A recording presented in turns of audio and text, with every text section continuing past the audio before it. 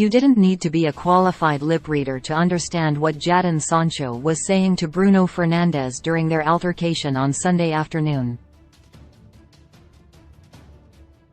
"Stop moaning," was the response from the winger to the captain, after Fernandes had demanded more from a player with a point to prove.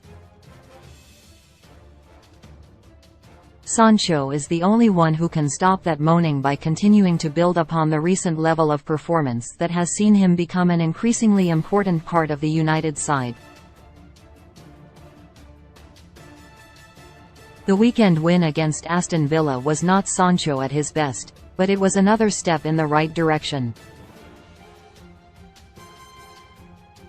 The 23-year-old was a constant menace whenever he got on the ball, though there wasn't much threat at goal whenever he ventured into the final third.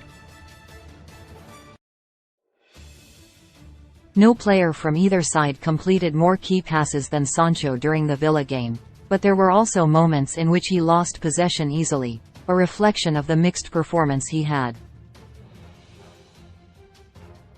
United must take encouragement from the fact he has responded well to Erik ten Hag's demands in recent weeks, though there comes a time when you must demand even more from a player who cost £73 million just 3 years ago. That in itself is where the problem lies.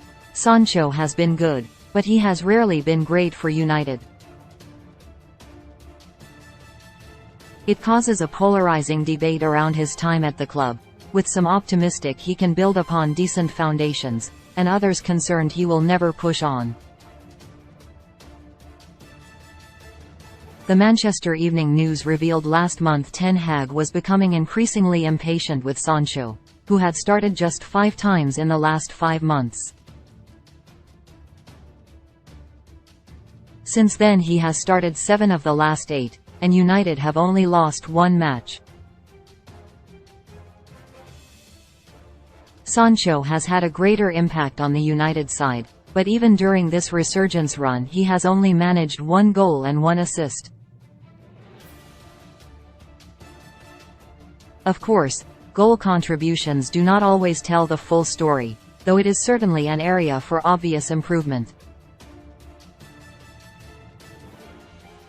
What is promising is that Ten Hag clearly appreciates what Sancho has to offer, and his recent faith in the player is an indication that he could still have a sizable role to play in the future.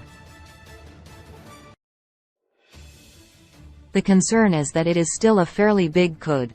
Sancho was signed to finally solve United's right-wing issues, though most of his playing time at the club has come on the left, and that is where his best performances have been from too.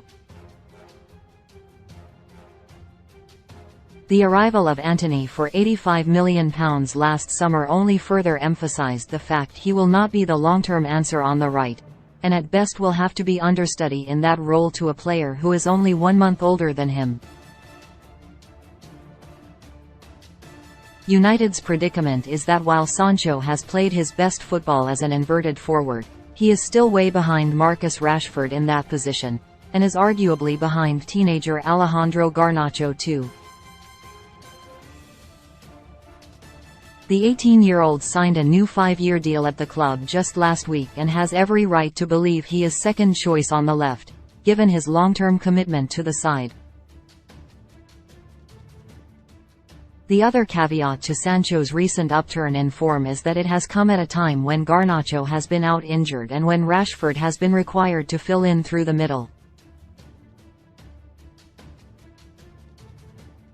With a focus on signing an elite striker this summer, Sancho will need to be performing at the top of his game to have any chance of starting regularly. That is the challenge he is faced of in the final month of the season. Sancho must not only continue to build upon his recent momentum, he must also find the consistency that has been absent from his time at the club so far. It is down to him to stop the